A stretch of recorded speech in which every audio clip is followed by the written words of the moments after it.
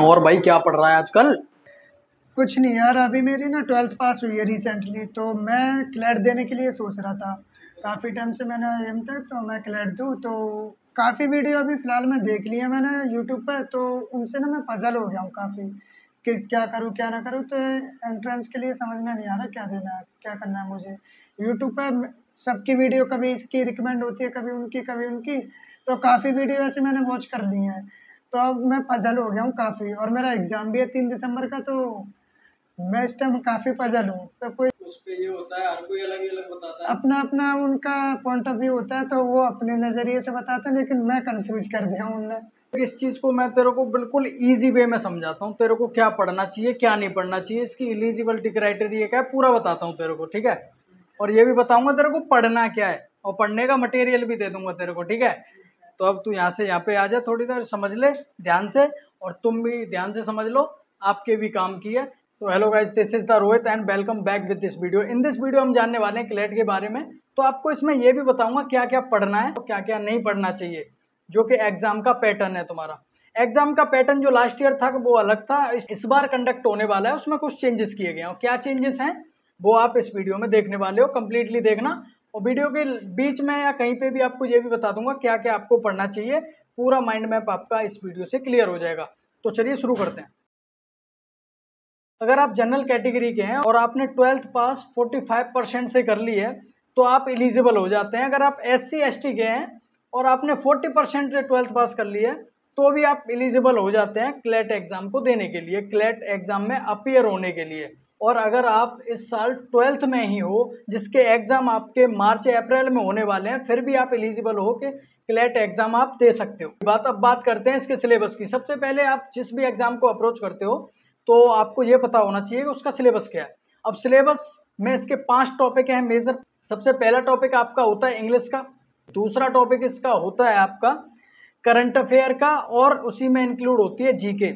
Third portion इसमें होता है आपका लीगल रीजनिंग, चौथा पोर्शन इसमें होता है आपका लॉजिकल रीजनिंग, पांचवा होता है आपका क्वांटिटेटिव टेक्निक्स यानी कि मैथ होता है 10th लेवल तक का, ठीक है। तो अब आपको ये पता चल गया कि ये पॉइंट आने वाले हैं, तो इसमें आपको अंदर भी जाना पड़ेगा, अंदर भी देखना पड़ेगा कि इसमें कौन कौन से पॉइंट्स हैं जो कि यहाँ पे क्लियरली दिए गए हैं कि कौन कौन से पॉइंट यहाँ पे दिए गए हैं, ठीक है। तो आपको ये भी रिकमेंड करूंगा कि क्या क्या कहाँ से पढ़ना है, जो एग्जाम का पैटर्न है वो किस बेस पे है। अब इसमें लास्ट ईयर तक आते थे 150 क्वेश्चन, जिसके लिए टाइम ड्यूरेशन था आपका 2 घंटा। लेकिन अब जो क्वेश्चन जो हैं उनको कम कर दिया गया है। 120 क्वेश्चन पूछे जाएंगे, 120 क्वेश्चन पूछे जाएंगे एग्जाम में, और 120 ही उनके लिए मिनट दिए जाएंगे आपको उनको सॉल्व करने के लिए। अब आपके इस ईयर में 150 क्वेश्चन नहीं होने वाले हैं, 120 क्वेश्चन होने वाले हैं, जिसके लिए टाइम आपको मिलेगा 2 घंटा। अब बात करें इंग्लिश की, तो इंग्लिश की तैयारी आपको कैसे करनी है। तो इंग्लिश का जो एग्जाम में पूछने का तरीका होता है वो होता है पैसेज बेस्ड। पूरा एग्जाम जो क्लेट का होता है वो पैसेज पे बेस्ड है, यानी थ्योरी बेस पे होता है। आपकी रीडिंग स्किल जितनी मजबूत होगी उतना ही आप एग्जाम को कवर अप जल्दी कर पाओगे, टाइम से कर पाओगे, एक्यूरेट कर पाओगे। उसकी अप्रोच भी आपको बताऊंगा। इंग्लिश में अगर आपको ये पैसेजेस करने हैं तो इंग्लिश में रीडिंग कैपेसिटी आपको बढ़ानी पड़ेगी। अब रीडिंग में आपका ऐसा नहीं है कि फिक्स कोई भी टॉपिक आ जाए, कुछ भी आ सकता है पैसेज में, और पैसेज के नीचे ही उसी के आंसर्स दिए गए होते हैं। जैसे एक पैसेज आपको दे दिया, उसके 5 क्वेश्चन नीचे दे दिए, पूरा पैसेज आपको 5 से 7 मिनट में, अगर आपकी रीडिंग कैपेसिटी सही है तो 5 से 7 मिनट में आप पूरा पैसेज खत्म करते हो। उसके बाद क्वेश्चन पे आते हो तो उसके बाद आप क्वेश्चन इजीली लगा लोगे अगर आपने ध्यान से पढ़ा है और रीडिंग स्पीड सही है आपकी। आपको अगर दोबारा ना पढ़ना पड़े तो आप विद इन टाइम आप उनको कर पाओगे पैसेज से ही। तो ये इजी भी होता है, लेकिन जिनकी रीडिंग कैपेसिटी सही नहीं होती है तो उनको थोड़ी दिक्कत आती है। अब नेक्स्ट टॉपिक पे बात करें, वो है हमारा करंट अफेयर और जीके का। करंट अफेयर में सबसे मेन चीज होती है आपकी न्यूज़पेपर, जिससे आप तैयारी कर सकते हो करंट अफेयर की, या फिर पीडी प्रतियोगिता दर्पण आप फॉलो कर सकते हो। लेकिन उसका लीगल जो पोर्शन है वही आपको पढ़ना होता है, पूरा नहीं पढ़ना होता है। करंट अफेयर या फिर जीके को कवर अप करना है तो उसके लिए आपकी जो न्यूज पे पकड़ रहनी चाहिए, यानी कि न्यूज की आदत अभी से आप डाल लो। न्यूज डेली पढ़ा करो। इंग्लिश वाले जो न्यूज़पेपर आते हैं उनको डेली पढ़ा करो, उससे फायदा आपका बहुत है। एक तो रीडिंग कैपेसिटी आपकी बढ़ेगी, नए नए वर्ड्स आपको देखने के लिए मिलेंगे, जिससे आपकी वोकेबलरी इंक्रीज होगी। और थर्ड बेनिफिट आपका इसमें ये हो जाएगा कि सेंटेंस का जो फॉर्मेशन है वो से आप गलत नहीं करोगे, देखते ही एरर स्पॉट कर लोगे आप, या फिर एक्सपेंड कितना करना है, किस जगह क्या आपको यूज़ करना है, कौन सा वर्ड प्रपोजिशन यूज़ करना है, वो आप इजीली देख पाओगे। तो इसीलिए करंट अफेयर को आपको और जीके को आपको फॉलो अप करना है, तो उसके लिए आपको न्यूज़ मस्ट हो जाता है। और वैसे दृष्टि का भी आता है, लेकिन दृष्टि में आईएएस यूपीएससी लेवल का है, तो उसमें से आप लीगल आपको पढ़ना है, ठीक है, आपको सभी नहीं पढ़ना है, पूरा नहीं पढ़ना है। और जीके के लिए कोई भी ले लो, करण की आती है, अरिहंत की आती है, किसी की भी ले लो, नॉर्मली पूछे जाते हैं, उससे ज़्यादा कुछ है नहीं, ठीक है। अब लीगल रीजनिंग की बात की जाए, लीगल रीजनिंग में भी एक थ्योरी बेसिस पे क्वेश्चन बनते हैं, पूरा पेपर थ्योरी बेसिस पे ही होता है, इसमें डायरेक्ट आपसे कुछ नहीं पूछा जाता, एक थ्योरी दी जाती है जो कि आपका अगर रीडिंग कैपेसिटी सही है तो आपका टाइम बचा देगी, रीडिंग कैपेसिटी आपकी सही नहीं है तो आपका टाइम वेस्ट होने वाला है। अगर क्योंकि आप 5 से 7 मिनट में एक बार में पढ़ रहे हो, अगर आप दोबारा पढ़ोगे तो उतना ही टाइम दोबारा जाने वाला है। फॉर एग्जाम्पल लीगल रीजनिंग में ऐसे क्वेश्चन पूछे जाते हैं, एक पैसेज आपको दे दिया, उसमें बॉम्बे हाई कोर्ट ने ये बोला है कि अगर कोई भी हस्बैंड अपनी वाइफ से घर का काम कराता है तो इट डज नॉट मीन कि वो उसको सर्वेंट की तरह यूज़ कर रहा है वाइफ को। वाइफ ये नहीं कह सकती कि मुझे सर्वेंट की तरह यूज़ किया जा रहा है वहाँ पे, तो 498 का वहाँ पे मुकदमा चला दे, है ना। तो ये दे दिया। फिर ऑप्शंस में देंगे कि क्या वो वाइफ ऐसा कर सकती है अगर उसका हस्बैंड ये बोले कि खाना बना दो। तो ऐसे क्वेश्चन होते हैं जिसमें आपको अपना दिमाग नहीं लगाना होता है, ठीक है, जो घरेलू दिमाग होता है वो नहीं लगाना होता, जो क्वेश्चन में आपको जो दिया गया है कंडीशन में उसी के अकॉर्डिंग आपको जो आंसर्स लगाने होते हैं। तो ज़्यादा हार्ड तो है नहीं इसमें कुछ, लेकिन इजी भी नहीं होता जिनकी रीडिंग स्पीड नहीं होती है, सिंपल सी बात है, ठीक है। अब नेक्स्ट टॉपिक पे चलते हैं जो कि है लॉजिकल रीजनिंग। लॉजिकल रीजनिंग इतना सिंपल है, इतना ईजी है, सबसे ज़्यादा मार्क्स जो है इसी में स्टूडेंट्स गेन करते हैं। तो इसके लिए आप अरिहंत की बुक ले लीजिए, अरिहंत की बुक में से आपका ये पूरा कवर अप हो जाएगा। अब फिफ्थ और लास्ट टॉपिक है आपका क्वांटिटेटिव टेक्निक्स। इसमें आपका मैथ होता है, बेसिक मैथ होता है, उसके क्वेश्चन होते हैं बेसिक, लेकिन थ्योरी बेस पे होते हैं, इस चीज़ का ध्यान रखना। इसमें डायरेक्ट क्वेश्चन नहीं होते, लेकिन होते इजी लेवल के। 10th लेवल पे भी अगर आपको मैथ आती है तो आप कर सकते हो उसको, ठीक है, कोई दिक्कत नहीं आने वाली है यहाँ पे। अब देखो ये बताऊँ कि बच्चे कहाँ कहाँ अटकते हैं। सबसे पहला टॉपिक है इंग्लिश, जिसमें कि बच्चे मॉडरेट तक चले जाते हैं, यानी कि ना तो ज़्यादा अच्छा ही कर पाते ना बेकार ही कर पाते, यानी इंग्लिश में स्कोर अच्छा खासा कर लेते हैं वो, ज़्यादा भी नहीं और ख़राब भी नहीं, ठीक है, मीडियम कह सकते हैं इसको। लेकिन करंट अफेयर और जीके की बात आती है तो इसमें बच्चों का स्कोर सबसे कम होता है। जो पांचों टॉपिक्स हैं उन पांचों में से कम इसी में होता है, जो स्कोर और रैंक आपका गिराता है वो यही पोर्शन गिराता है। इसीलिए न्यूज़पेपर डेली पढ़ना है, ये आदत डाल लो। और जीके के लिए कोई भी बुक आप प्रेफर कर सकते हो, मेरे पास यहाँ पे नहीं है वरना मैं आपको दिखाता भी।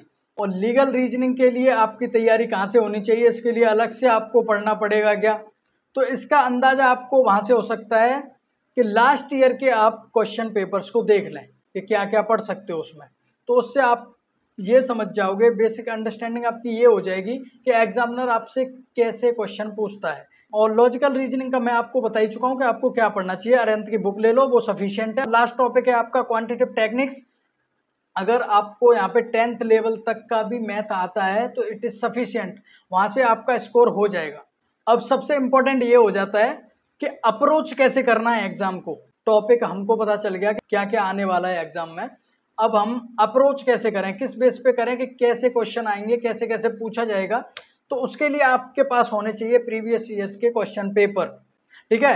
अब प्रीवियस ईयर्स के क्वेश्चन पेपर के लिए मैं आपको प्रेफर करूंगा, ओशवाल की बुक है ये, क्लेट और एआईलेट के लिए दोनों के लिए आती है। 10 साल के सॉल्व पेपर दिए गए, यानी कि पेपर दिया गया है पहले, उसको पहले सॉल्व करो, कहीं भी अटकते हो तो उसके पीछे ही आपको उसका सोल्यूशन दिया गया है with details, with tricks and tricks, तो जिससे आप समझ सकते हो, अप्रोच पूरी लगा सकते हो, वहाँ पे आपको ये कन्फ्यूजन नहीं होगी कि ये क्वेश्चन को आप कैसे करूँ, ठीक है। सॉल्व पेपर है तो इससे बहुत मदद हो जाएगी आपकी। और इसमें बहुत सारे आपको माइंड मैप दिए गए हैं, जो मैं आपको बता रहा हूँ वो किसी से पूछने की जरूरत नहीं है, इसमें सब कुछ दिया गया है, 100% अपडेटेड है, यानी कि आपको ये नहीं देखना पड़ेगा कि दूसरा एडिशन आएगा क्या इसका, 2024 एग्जाम के लिए अपडेटेड है पहले से ही।